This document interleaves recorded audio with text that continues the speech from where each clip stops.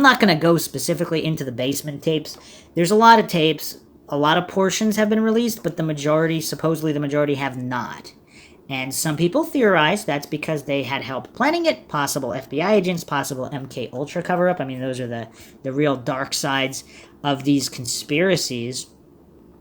And going back to the Columbine subreddit, let me read another post here. There's a theory that Eric and Dylan's outside circle tried to join them after they heard a shooting was taking place. The rumor is based on the fact that the police found a couple of high school kids with trench coats near the school hiding in the bushes with BB rifles.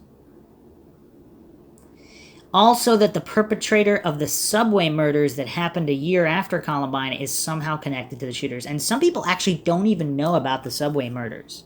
And I'll be getting to that at the end of the podcast. That's just mind-shocking in and of itself. It may or may not be connected, but it's just eerie. And that is the same subway that Rachel Joy Scott worked at.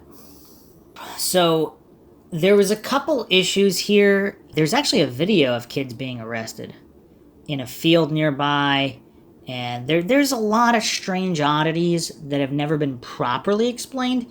There's a surface explanation, which I'll go over.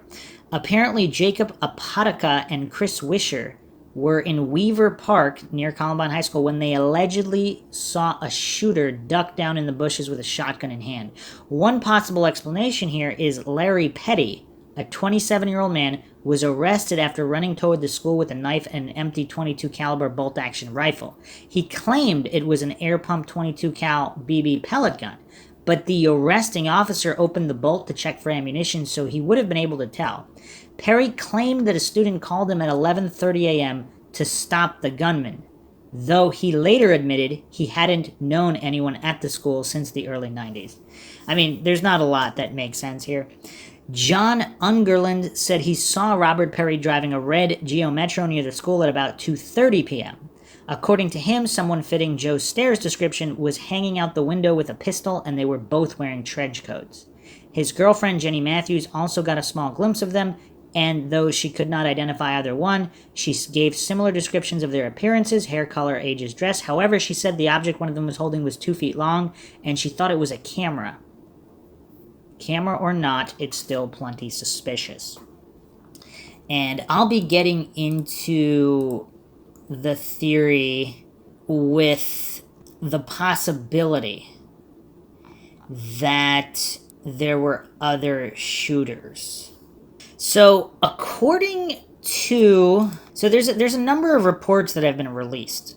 And in these reports, there's over 100 witnesses that report seeing more than 2 gunmen, or individuals that were clearly adults who not only did not resemble Harris or Klebold, but no teenagers at the school, and they were described as older adults. So, and 40 of these witnesses, and this is in all the paperwork, this is in the documents that have been released, over 40 witnesses actually identified who they saw by name that was not Eric Harris or Dylan Klebold. Also, there were at least 99 bombs found in and around the school. So the theory goes, this is leading many to question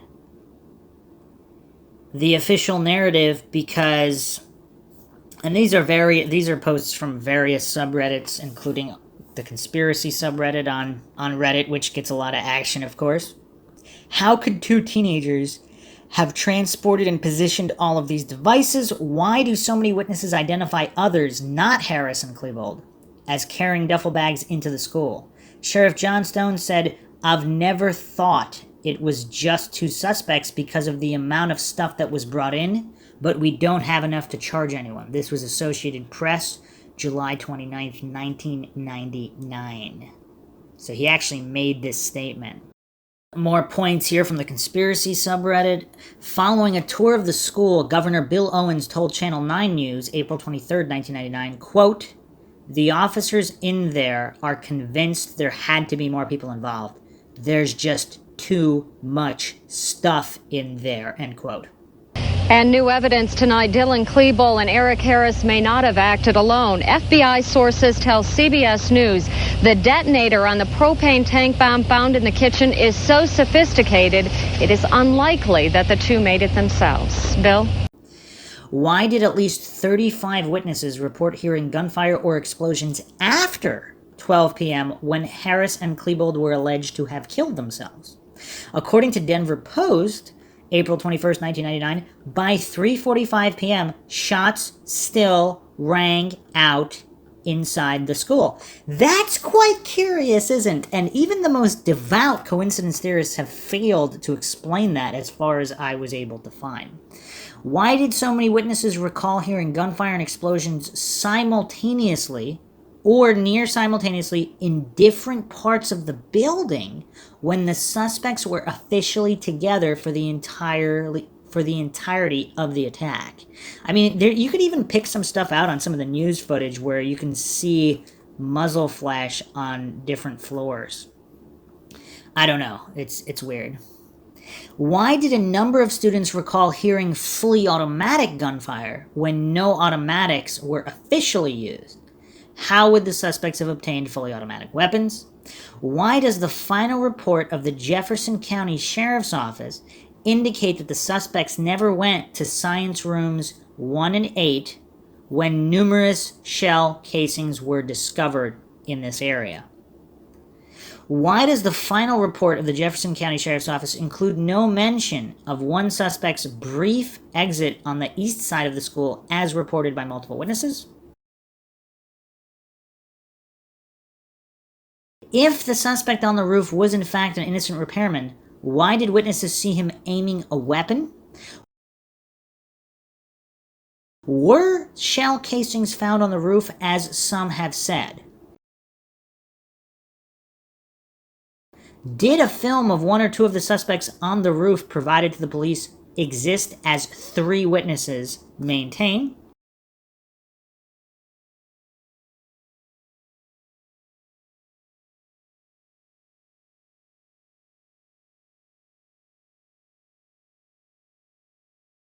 Why do police maintain that Harris and Klebold set the diversionary bombs at South Wadsworth when no physical evidence or witnesses suggest this? Why have they ignored witnesses who identified another suspect, a member of the Trenchcoat Mafia, as fleeing one of the bombs? Why did police announce that the shotguns recovered had no serial numbers when their serial numbers appear in the police files? Were 4 shotguns found, 2 with serial numbers and 2 without? Why didn't police investigate where the high .9mm rifle and the pump-action shotgun used in the attack came from? Harris and Klebold. Why were none of Harris's and Klebold's fingerprints found on all but 2 of the items seized by the police? Whose fingerprints, if any, were on the weapons? Why would 2 students who, contrary to popular myth, who were not bullied, were not psychopaths, and did not hate everyone, commit a suicide attack on their high school only weeks before graduation? And then, of course, that is disputed with Eric Harris, who may or may not have been a psychopath. He was on Volox medication. Why did Harris and Klebold continue to hand in assignments, studied for tests, and select colleges? Why did Harris make plans with his friends in New York for that summer? And that could actually possibly be explained by some kind of split personality disorder or other mental issues. I see a lot of people pointing to that. People who legitimately committed suicide did make plans sometimes. Now, that doesn't mean they did or they didn't. Obviously, there's a lot of funny business here that does need to be examined. I'm just pointing out that that doesn't automatically mean that this couldn't have been planned simply because he said he would hang out with friends in New York. Why, in the photo of their bodies, is Klebold, who is left-handed, holding the Tech-9 in his right hand? How would Klebold, holding the gun in his right hand, shoot himself in the left temple? Why is Harris's shotgun under his leg? The blood splatter evidence indicates they were lying prone in the exact positions they were photographed. Were they unconscious or sedated when they were killed? Why is there no record of an interview with Eric Harris's psychiatrist? Cover-up. Why did the Jefferson County Sheriff's Office destroy the basement tapes? And they actually didn't. I mean, this is an older post. I believe there's 3 copies. The FBI has a copy in their vault. The state of Colorado did their research, their investigation. They had copies, and there were also rumors that I might have to do a whole episode on the tapes, that they actually sent tapes or gave copies of some tapes to their friends. So there's an inside circle that has copies of VHS tapes. Some of them have popped up on eBay over the years. Again, nobody really knows if they're legitimate or not. Why are dozens of interviews with students missing, including many of the students who were in the science hall? Why are there still thousands of pages of government and law enforcement files on the massacre unavailable to the public more than 20 years later? Why were some police officers told not to file reports even though they were on scene? Why aren't the reports of gunshot residue for Harris, Klebold, and other suspects available to the public? Why isn't evidence taken from the other suspects' computers available to the public?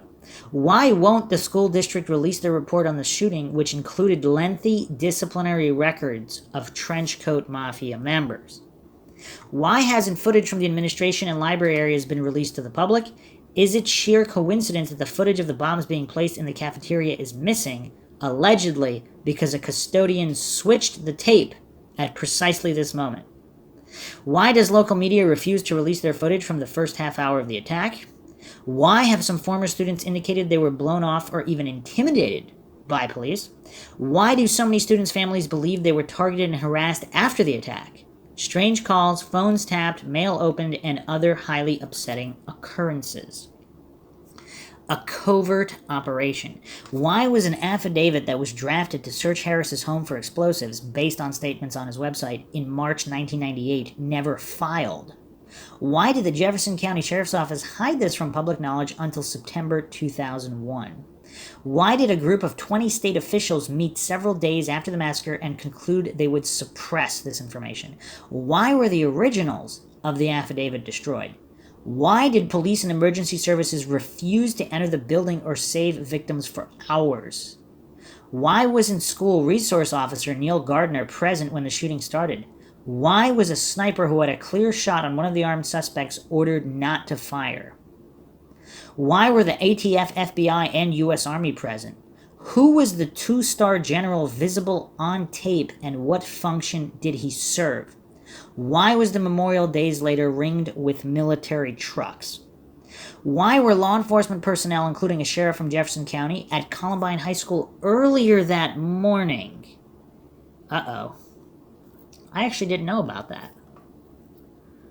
That never bodes well. Why did FEMA conduct a 4-day disaster drill in 1997 designed specifically to address the needs of Jefferson County, in which future Sheriff John Stone and a number of county officials participated?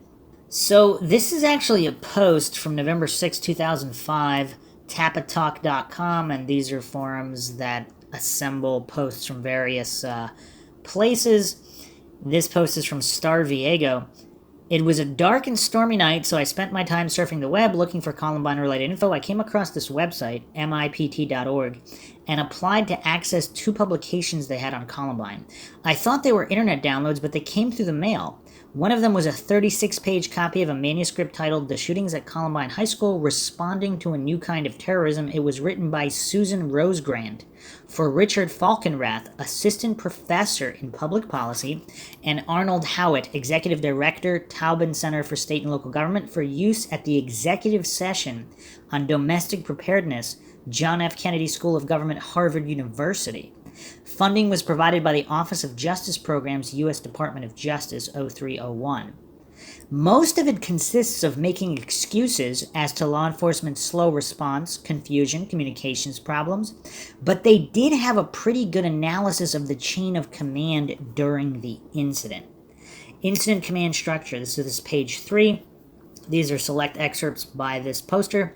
In 1997, while still a commissioner, Stone had helped organize a trip to Emmitsburg, Maryland, for county representatives and local organization leaders to attend a Federal Emergency Management Agency, FEMA, disaster training course. The 4-day session, which FEMA designed specifically to address the needs of Jefferson County, Stone says, included training and tabletop exercises that had improved the county's implementation of incident command, a clearly defined incident management structure designating, among other things, command roles, tasks to be accomplished, and a system to assign responsibility for each task. So all these individuals got specific training on this. Not that far before Columbine. Comment, how very nice of FEMA. I wonder about the exact nature of these exercises. I wonder if any school officials attended. Page 1, over the next few hours, the Jefferson County Sheriff's Office and other law enforcement agencies first secured the perimeter of the building so that the shooters could not escape, then struggled to evacuate students, teachers, and staff. Page 7, at least 8 Jeffco deputies stationed themselves around Columbine, forming an inner perimeter to watch the building's 25 exterior doors. Captain Robert Armstrong, the on-call commander for the Arapahoe County Sheriff's Office and perhaps the most experienced commander on scene, stepped in and directed Denver Police and the Colorado State Patrol to form a second perimeter away from the school to further secure the area. Lieutenant Manwaring, Jeffco SWAT, was first command level representative present at 11:36 a.m. At 11:45 a.m., Jeffco Lieutenant Dave Walcher, the top-ranked Jeffco representative on scene, drove up and assumed command upon arrival and told Terry Manwaring to get SWAT members into the school as soon as possible. This is from page 7. A few minutes later, Jeffco Undersheriff John Dunaway arrived. Dunaway officially appointed Lieutenant Walcher as incident commander. So Walcher was officially in command as of 11:45 a.m. Page 10, Chief Pessamir and Jeffco Lieutenant Dave Walcher, meanwhile, set up a unified command incorporating both the medical and the law enforcement response. Page 13, by 12:40, Jeffco's mobile command bus had arrived, and instead of grouping around Sergeant Phil High's patrol car, the command post operation moved inside the bus. In addition to Jeffco's incident commander, Lieutenant Dave Walcher, who was often joined by Under Sheriff Dunaway and sometimes by Sheriff Stone, command-level representatives included Captain Robert Armstrong from Arapahoe, Division Chief Jerry Whitman from the Denver Police, Major John Wise from the Colorado State Patrol, Commander Bob Brandt from the Littleton Police, and either Chief Pessamir or Division Chief Chuck Burdick representing Littleton Fire. According to Sheriff Stone, Jeffco established incident command using the same basic management model that the Jeffco representatives had studied and trained on during the 4-day FEMA workshop a year and a half earlier. My position in this thing was almost like a symphony director, Stone says. You're watching every one of those things going on, but you have to make sure every instrument's playing properly. With Walcher handling incident command, Stone says Dunaway took charge of operations while he himself was trying to do all the support stuff, get the investigation going, get the county involved, the media, and all these other support things that you have to do. Page 13, everybody asks questions like, who's actually in charge, recalls one command-level officer. Well, quite frankly, I couldn't tell you. If I had to guess from being around the command post, I would say it was a combination of Jerry Whitman, Robert Armstrong, John Dunaway, and Walcher. Those would be the key four. Page 13, in addition, some responders say Dunaway and Stone didn't give Walcher the support he needed. Page 14, Dunaway, however, spent a lot of time outside the command post talking with school administrators, law enforcement, and county officials, and others who had come to the vehicle. And although Dunaway was in charge of operations for the incident, neither he nor anyone else appeared to have assumed full responsibility for assigning jobs such as traffic control, logistics, communications, and officer relief, all key pieces of incident command. Page 14, as for Sheriff Stone, one law enforcement official recalls, he looked pretty much shell-shocked. So here are some more tidbits and oddities from page 1. Witnesses were providing conflicting reports about the number of armed attackers, their location in the building, and their ages. Comment, remember a few witnesses thought one of the gunmen was as old as his early 30s. Now, see, there was one student who was tall and lanky, like KLEBOLD, and we'll get into that. So it does make sense, like possibly there could have been some misidentification going on in the scrambles and the panic. But for those that clearly identified some guy in his 30s, I mean, That's damning. That's pretty damning. Okay, page 5. None of the students huddling behind patrol cars could identify Harris or Klebold as the perpetrators, nor did they know if the shooters were high school age or older. Page 2. It would be months before some investigators accepted that the carnage unleashed that day had been the work of just those two. Comment, I knew Stone was dragging his feet on this, but who were the other IOs who refused to believe the official story? Interesting. Page 3, Undersheriff John Dunaway, a friend of Stone who had served with him in the Lakewood PD years before, had most recently served as director of the Jeffco Public School District's Risk Management Department, responsible in part for physical security in the schools. Page 4, when students and staff first heard shots at 11:19 that morning, many assumed it was part of senior prank day or that the two were filming a video. It was actually 11:15 that the shooting started, though. Okay. Page 4. Due to legal proceedings related to the shootings at Columbine, many law enforcement responders declined to be interviewed for this case study. This essay was copyrighted in 2001. Page 6. Several of the first Denver and Littleton police officers to arrive had children in the school. Huh. How did that play in their role to not go in? I mean, that must have been tough. Page 6, dispatch had reported a possible suspect on the football field and the possibility of hostages being held inside. Page 7, the student holed up in the kitchen with a cell phone, Depew, told the Denver police officer on the line, Lietz, that he could hear a gunman nearby with school keys and a walkie-talkie, later ascribed to custodians. Page 9, Littleton Fire Department Battalion Chief Ray Rond, shift commander, arrived at 11:34, and he soon spotted a girl sitting on the corner across the street from the school who had been shot in the ankle, probably Stephanie Munson, and took her to a private ambulance. I stayed in front of the school, set up command, and said, I need police officers for command in front of the school, Ron recalls, and nobody came. They just literally took two bodies, threw them in one rescue, basically right on top of each other. The ambulance that had sped out from behind the school pulled up, and the paramedics jumped out screaming for help. They opened up the back of the ambulance, and the blood was just running out of it, Ron says. Page 12. Almost from the moment the first SWAT team entered at about 12:06 p.m., the actual targets were gone. Comment. Interesting use of words. The suspects were not dead, they were gone. Possible reference to escaped gunmen. Page 12. Although law enforcement and the media initially seized on the trenchcoat mafia angle, students identified with this set were later found to be so loosely organized that they didn't constitute a real group, and Harris and Klebold weren't even members of that crowd. Comment, yeah, I've heard it all before. And just to clarify, there was some kind of official trenchcoat mafia, and Harris and Klebold might have not been officially part of it, but they had mutual friends in the group, so they were close friends with some of the members, not all of the members, so there were certain members that probably didn't even know them, or barely knew them, so that accounts for some of the confusion. Page 13, the bomb that initially exploded in the field was inside a backpack and detonated after a road worker picked up the bag and tossed it aside. A bomb in a second backpack nearby exploded soon after, probably ignited by the fire. Comment. So there was definitely a second bomb in the second backpack left at the South Wadsworth location. This is the first I've heard that the second device also detonated. Media, page 22. By the time he got to Columbine at about 11:45, Jeffco Public Information Officer Steve Davis said there were at least 2 television crews and a radio station on scene. Page 16. At 11:47, a local television station ran the first report of possible shootings at Columbine High School. By noon, area TV stations had switched to full-time coverage.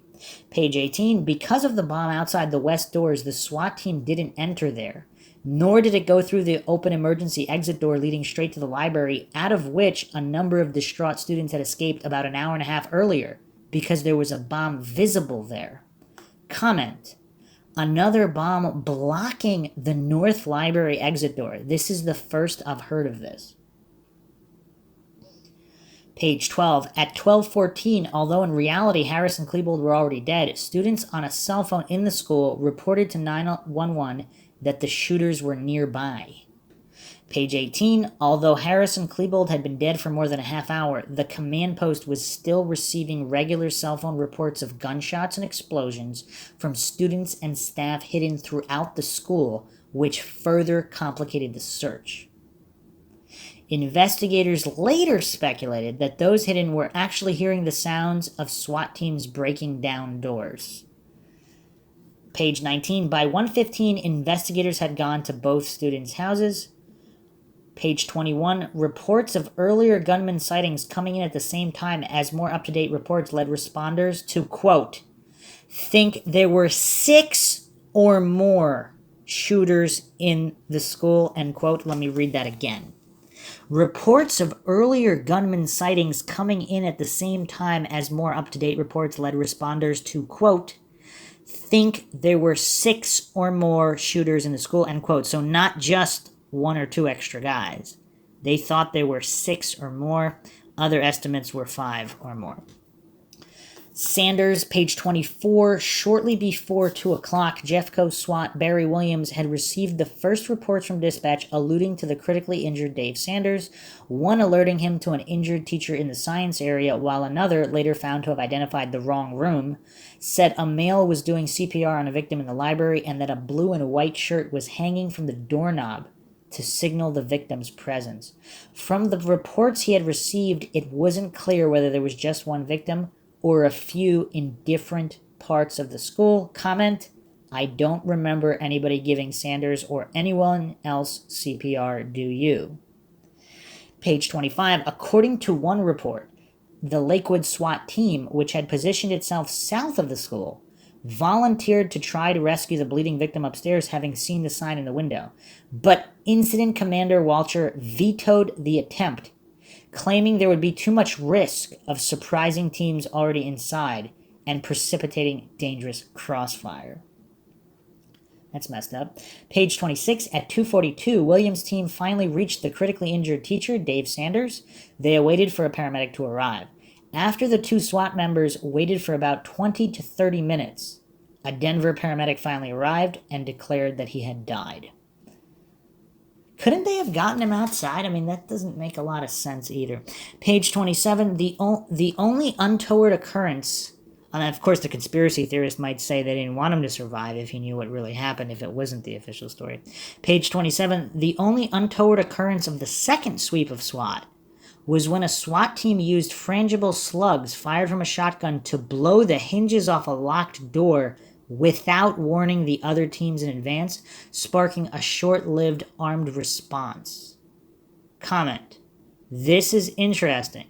A standoff between law enforcement teams. I wonder if this has anything to do with the shots heard from the gym around 3:30 p.m., which some reports indicate resulted in police casualties. I have not heard that either. There's a lot of funny business about official reports on this lost report. I mean, it's not really lost, but I haven't, this incident command structure report, which I haven't seen a lot of people talking about this. Page 28, responders came from a half a dozen sheriff's offices, 20 area police departments, etc., and the Colorado National Guard. Comment, I would like to see the after-action report of the National Guard. Page 29, an overly tired technician lowering a pipe bomb into a special disposer trailer at 10:40 p.m. bumped the device into the side, setting off an explosion that threw 15 live bombs out of the trailer. Wow. Page 30, although Arapahoe Bomb Squad Joe Dempsey says one of the timed bombs intended to trigger a propane tank did go off, either because the timer worked or because a pipe bomb tossed near it set it off, but it didn't detonate with the force necessary to puncture and ignite the propane tank. See, now this is a mystery that I've long thought about, because from all of their videos in the woods and everything, it seemed like they were pretty good at making bombs. So it was curious why it didn't detonate, but that seems kind of weird that they tossed the pipe bomb to detonate. Wasn't there, so the timer, what happened with the timer? Was the pipe bomb on the timer and not the propane tank? And they thought that the pipe bomb would ignite the propane tank, and then that didn't work? I mean, there's again, none of this has been adequately explained. Another response here, someone actually looked at the 11K The 11K report, which is just short for the 11,000 page report, the official Columbine report, regarding the 11,000 documents that have been released relating to the Columbine case. And someone looked through these. Well, a lot of people looked through all these. And this particular poster said this: I scoured the index of names from the 11K looking for interviews for the above names in the command structure. However, there is no interview for Stone, Dunaway, or Walcher, Pessamere, Ron, or Burdick, Armstrong, or Campbell, Brandt, John Wise, or Jerry Whitman. So when they tried to piece together what happened on 420, they apparently didn't bother to interview the people in charge during the incident. I mean, is there any excuse for that unless this was all intentional? There is supposedly on page 9144, there is an undetailed synopsis of Brandt's duties that day, but no interview. So a few more quotes here from page 2. In the immediate aftermath of the shooting, virtually all emergency response agencies involved held psychological debriefings for personnel, some beginning the night of April 20th. We were talking about details and how this is going to affect you, says Arapahoe Sheriff Patrick Sullivan. How many of the bodies did you see? Which ones did you see? Were they girls or boys? What was the situation and how is it going to affect you mentally? Comment: I have noticed a lot of the grief counseling seems to want to know details on what the responders saw. This would be a good way to identify potential troublemakers who are in a position to dispute the official story. Page 2, Stone made several remarks during the investigation that colleagues termed unprofessional, such as openly speculating about possible accomplices to the attack. Comment: it's only unprofessional if the professionals have decided there would be only 2 attackers. There was plenty of evidence that more were involved. Page 3, within the first hour of the operation, the Jeffco County Dispatch Center lost access to the local command post because the radio links were jammed. And of course, the deep conspiracy theorist would say that was set up as well. Page 6, former Captain Robert Armstrong of Arapahoe, who later left to become an agent with the Colorado Bureau of Investigation, quote, not one child, teacher, parent, or anybody else was injured with friendly fire, end quote.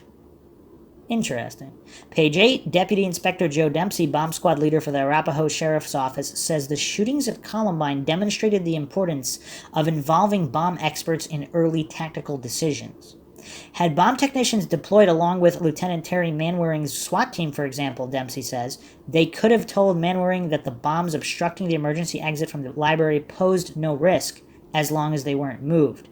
Comment: and those library survivors who fled via that route should have waited for the bomb squad too. No first responder should be forced to work in anything other than a totally risk-free environment. Don't you agree? After all, they are government employees, and hence their lives are worth a lot more than the life of an ordinary citizen. By the way, none of the students mentioned anything about a bomb anywhere along their path to safety, which raises the interesting questions of whether the bomb the cops were afraid of was the IED allegedly thrown by someone inside the library at 12:36 to 12:39, according to at least 3 cops on the scene. No wonder this part didn't make it into the final report by the Sheriff's Department. So, wow, was that not mind-shocking? So, this is all from the 36-page manuscript report, The Shootings at Columbine High School Responding to a New Kind of Terrorism, funded by the Office of Justice Programs. Lot of unanswered questions there. So, back to the conspiracy subreddit here. Who scheduled the crisis drills conducted at Columbine in the weeks before the shooting? Was there, as one teacher said, a fire drill expected that morning? I actually was not aware that there were crisis drills conducted at Columbine in the weeks before the shooting. That is somewhat alarming if that's true. I couldn't nail that down. If any of the MindShock listeners out there have more information on that, or if that was just comments students made that there were these drills, if they were only ever conducted in the weeks before and never prior, that might be suspicious. Were school administrators warned, as rumored, Was a bomb found in a trash can, as one source indicated? Was a bomb threat phoned into the school that morning, as 2 others said? Why wasn't the school evacuated before the attack?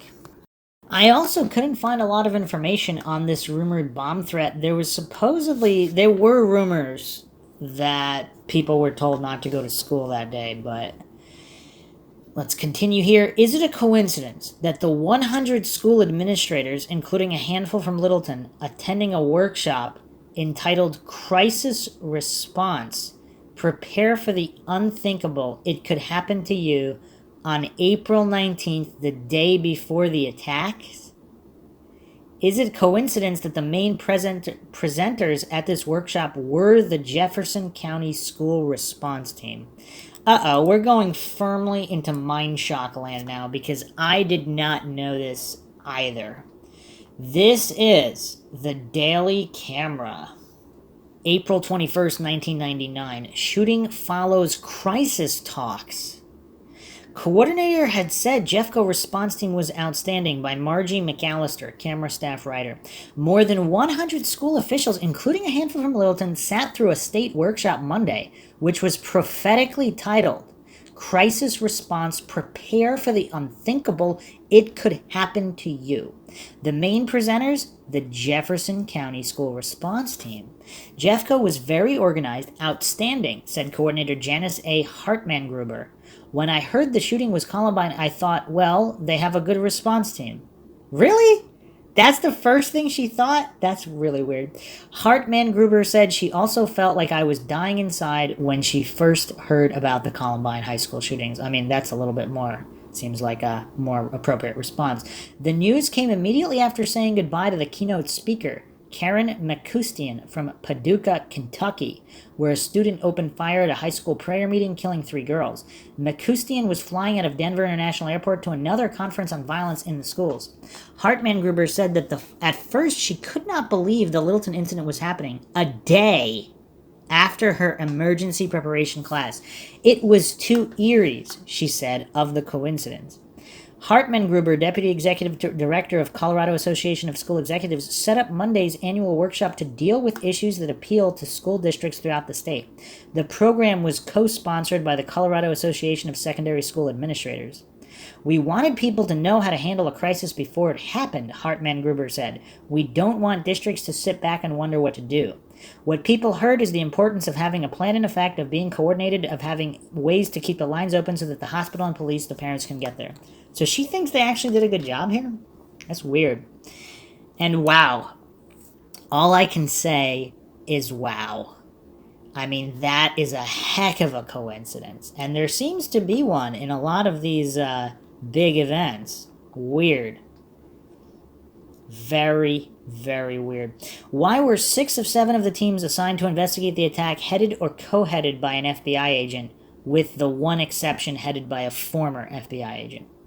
Why didn't the FBI's lead investigator, Dwayne Fusilier, recuse himself from the investigation after it emerged that his son was a student at Columbine who had produced a video in 1997 with several other students, including a close friend of the suspects, depicting trench-coated gunmen shooting through the halls of the school? That is definitely curious. That is definitely curious. May 13th, 1999, the Denver Post. FBI agent downplays son's film, by Howard Pankratz, Denver Post legal affairs writer, May 13th. An FBI agent investigating the Columbine High School shooting, whose son helped produce a video parody in which the school is destroyed, says the film is a comedy and not a depiction of gratuitous violence. Does that make it worse or better? Dwayne Fusilier also said the participation of his son Scott in the video was made more than 2 years before the April 20th massacre does not compromise his ability to investigate the case. What in what universe? If your son was this is weird. Especially if he knew the shooters, or friends of the shooters, the same group of people.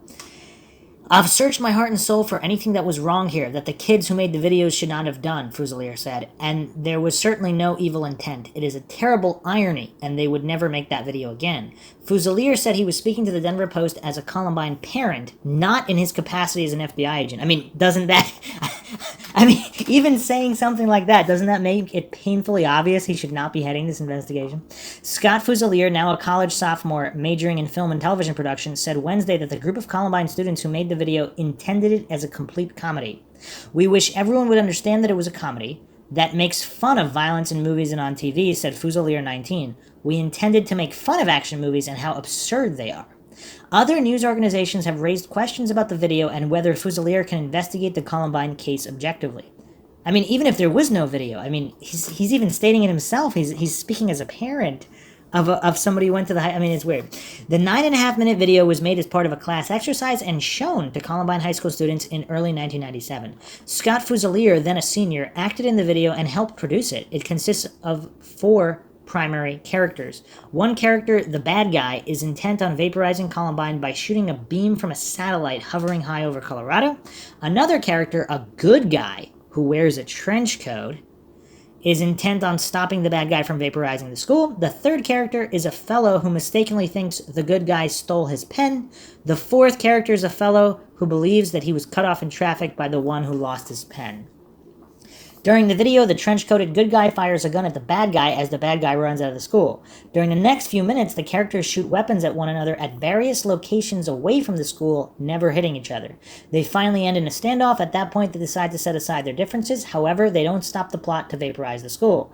The final scene shows the 4 walking away from the school. As they do, a beam comes out of the sky, and Columbine is vaporized. Scott Fuselier said Wednesday that he knew neither Eric Harris nor Dylan Klebold, the 2 Columbine shooters who killed 13 before turning their guns on themselves. He also said that when he was at the school, he never knew of a group called the Trenchcoat Mafia, to which Harris and Klebold allegedly belong. I believe we all believe that, right? Dwayne Fuselier responded to Columbine on April 20th after receiving reports of gunfire and explosions at the school. He also responded as a Columbine parent. His youngest son, Brian, was in the school cafeteria at the... Okay, so he's got another son who was actually there during the shooting, and he's the lead investigator? This is weird.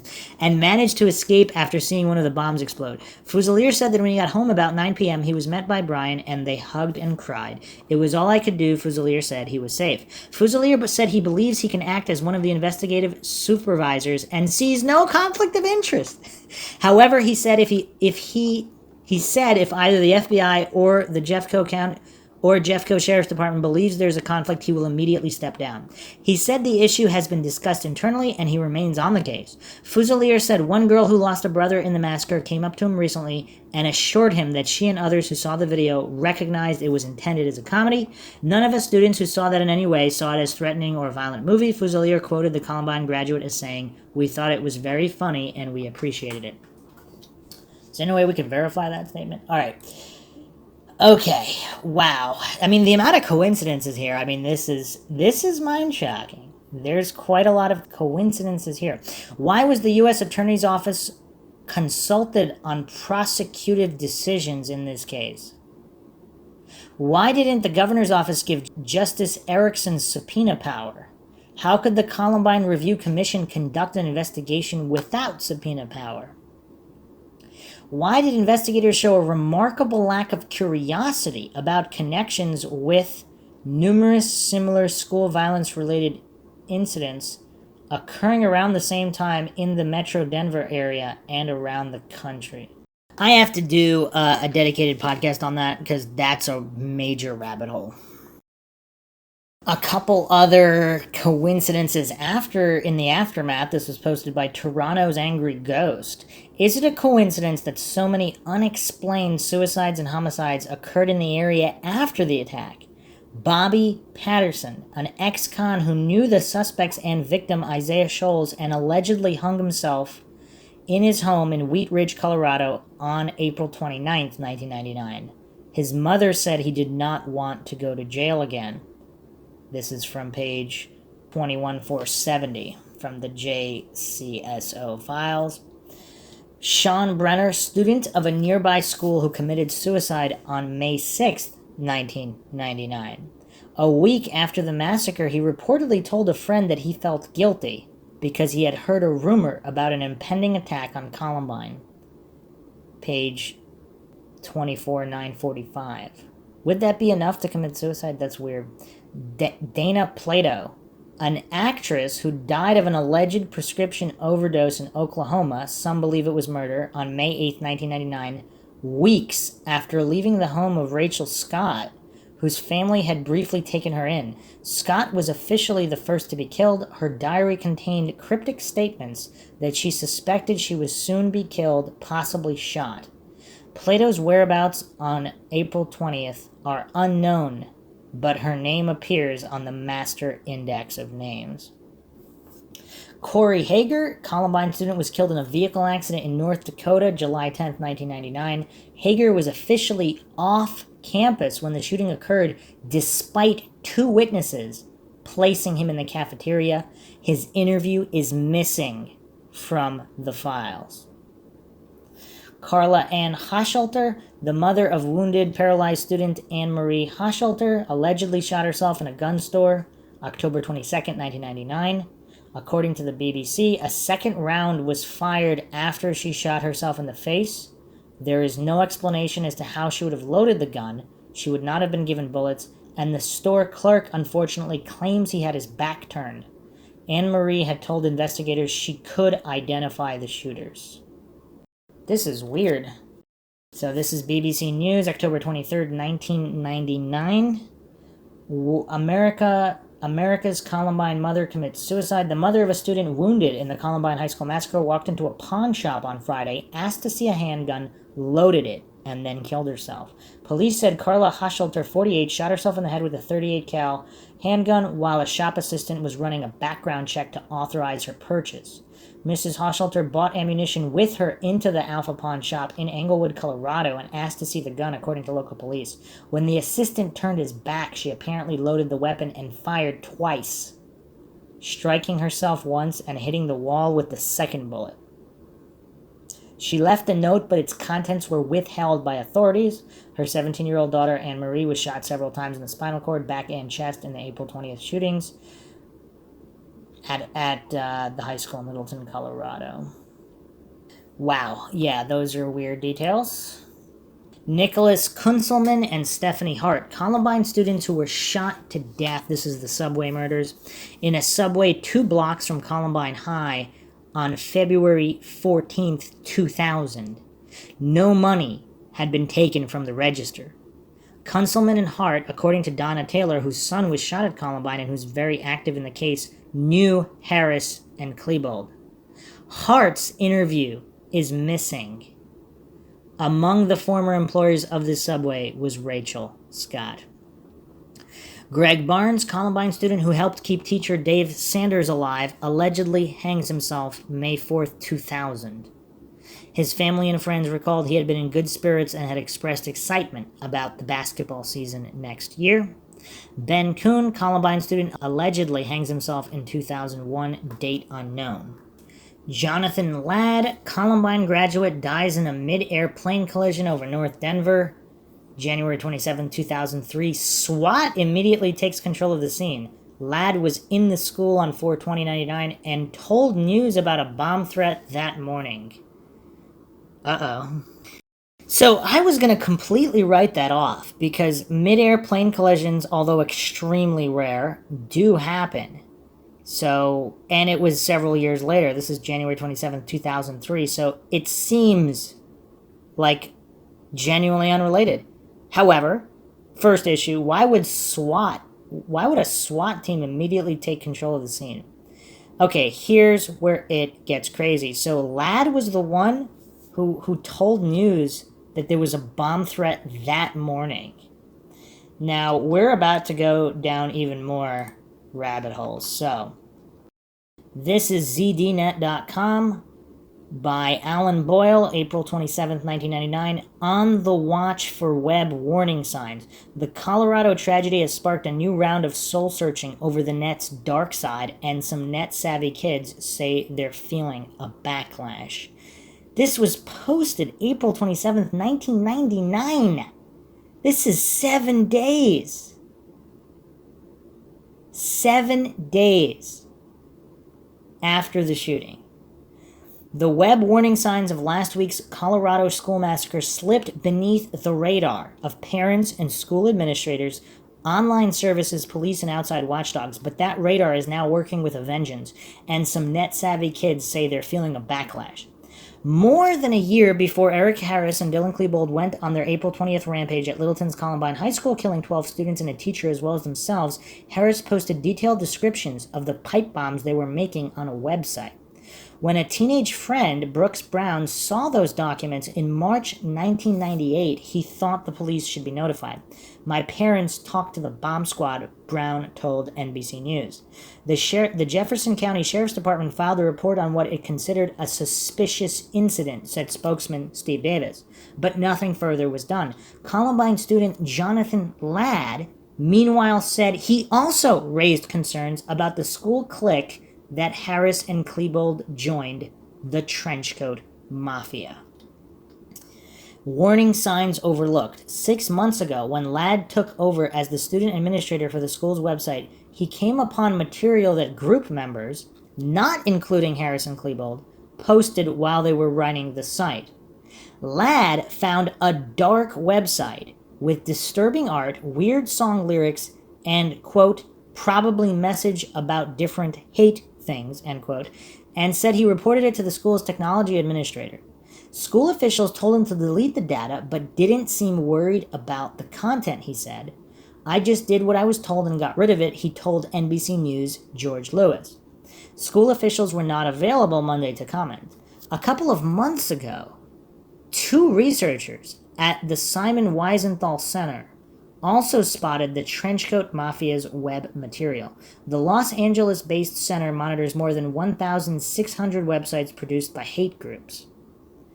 The fact that our researchers didn't choose to capture that website meant that there was nothing that explicitly or implicitly threatened anyone, said the center's associate dean, Rabbi Abraham Cooper. It was a page which they didn't really remember very much about at all, which just means it was just a couple of teenagers playing around. One of Harris's documents, posted on a website provided for America Online users, laid out homemade instructions for making pipe bombs. It even cautioned experimenters to handle gunpowder with care, since mom and dad might ask some questions. AOL's rules forbid posting bomb-making instructions, and although the service does not regularly monitor user home pages, action would have been taken if AOL were notified about such a site, said spokeswoman Kim McCreary. In the wake of the April 20th massacre, Harris's web pages and other pages that may relate to the investigation have been removed and are being analyzed by law enforcement agencies, McCreary said.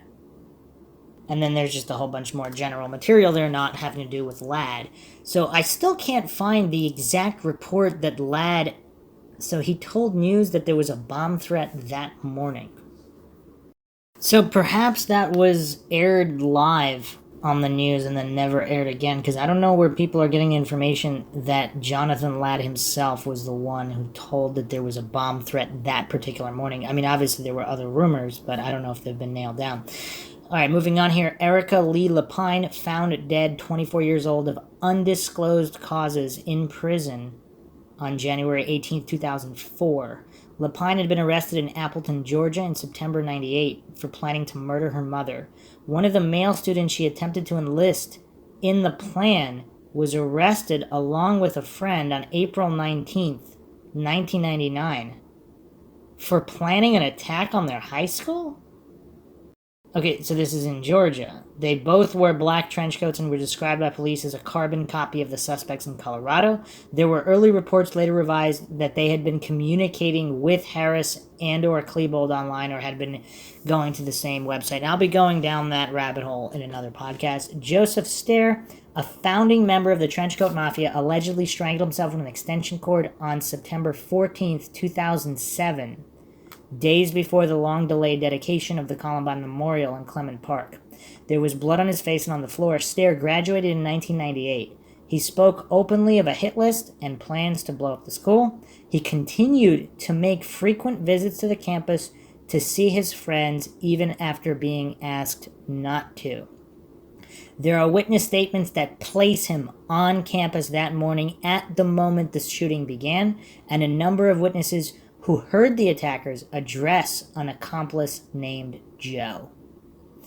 Russ Cook, Sheriff John Stone's successor at Jefferson County Sheriff in 2002, was found dead in his home November 2008. He had vowed to get to the bottom of the Columbine mess, and he was writing a book about Jefferson County politics.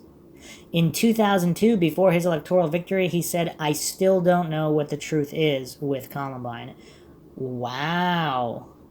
And here's another response here. Several more strange deaths, not necessarily related.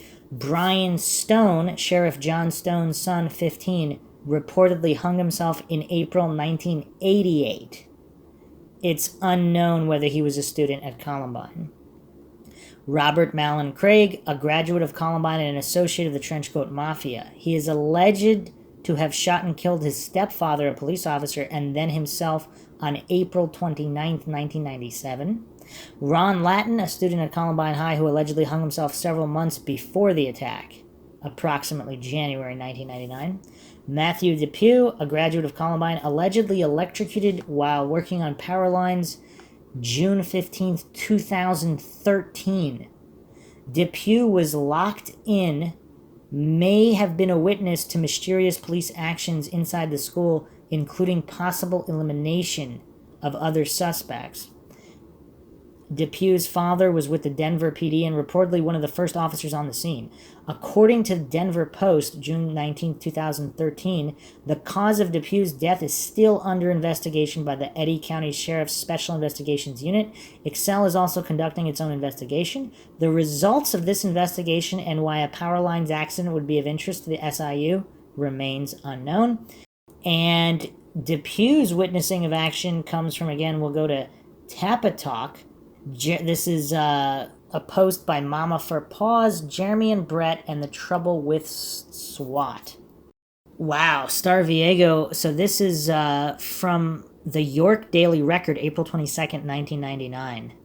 The class heard the sound of adult men, so they took a chance and opened the door.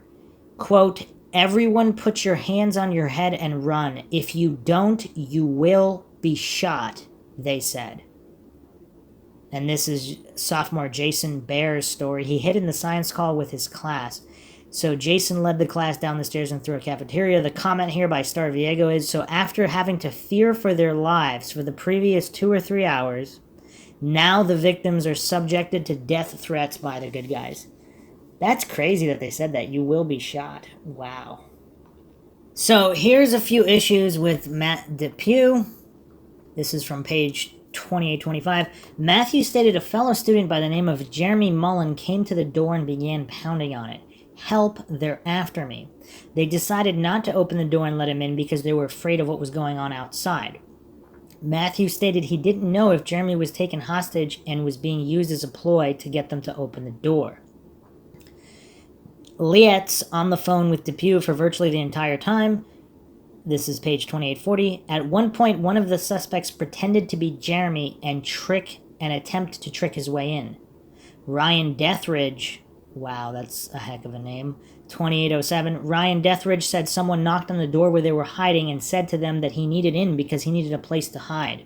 Shannon Ryan, page 4267. At one point, Ryan told me that a student named Jeremy Mullen tried to get in the room with them, but they would not open the door because they were afraid. James Stewart, 1183, page 1183, while they were locked in the storeroom, a Jeremy Mullen knocked on the door to get in. Jeremy was with a Mike Kish, which is odd as Kish himself doesn't say he stayed behind with Mullen. Brandy Wiseman, page 4750, at about 12:20, 1 hour after they entered, they barricaded the room on the instructions of police. Jeremy Mullen came to the door at about 12:20 to 12:30 p.m.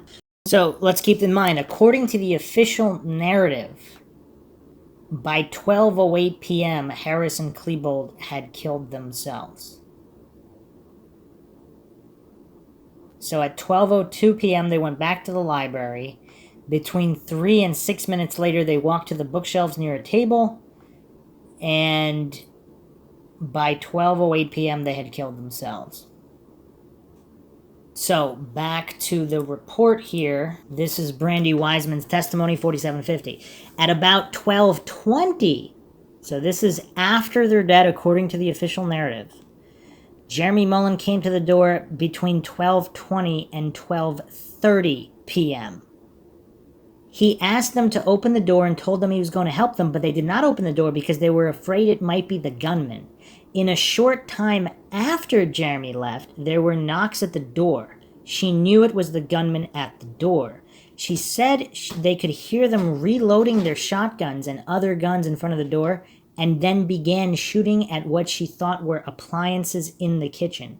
She said that her watch was on and that this occurred at approximately 12:30. So this is 20 minutes after Eric and Dylan are already dead, according to the official narrative. So we, of course, have plenty more to go over. This is just the tip of the iceberg. Of course, nothing seems to add up in this case, and the Jeffcoat Sheriff's Office files have a lot of clues in them, and then there's so much that hasn't been even released yet. Whether it will or it won't, I mean, sometime in the 2020s, I believe they're set to release more records, but they probably won't release all of them, of course. And what is on the tapes that law enforcement doesn't want anyone to know? Now, there's, of course, speculation is they don't want copycats, etc., but there's already so much of the footage already online. So much has already been released. What would releasing some of their private thoughts? Is that because that goes against the narrative? Is it because they had assistance? Is it this some kind of MK Ultra issue? Or did they not want Eric and Dylan to be humanized in any way about their thoughts and feelings, whatever? Or, again, does it just simply run contrary to the narrative that was manufactured after the fact, that these two were just simply complete outcasts with no friends and nothing going for them, which was clearly not the case. So, hope you guys found another edition of MindShock True Crime interesting. If you want to support the podcast, you can donate to our PayPal. Just check the link in the description. Make sure you subscribe to the channel, hit that bell for notifications, or you can just go to youtube.com/Mindshock. Like and share this podcast, Twitter, Facebook, Reddit, Patreon for the most in-depth logical analysis of cases, events, the paranormal, and anything and everything in between. Questions, comments, theories, thoughts, suggestions, rebuttals, debunkings of any kind, leave them in the comment section. This is Bruce McGuire signing off. Catch you guys next time.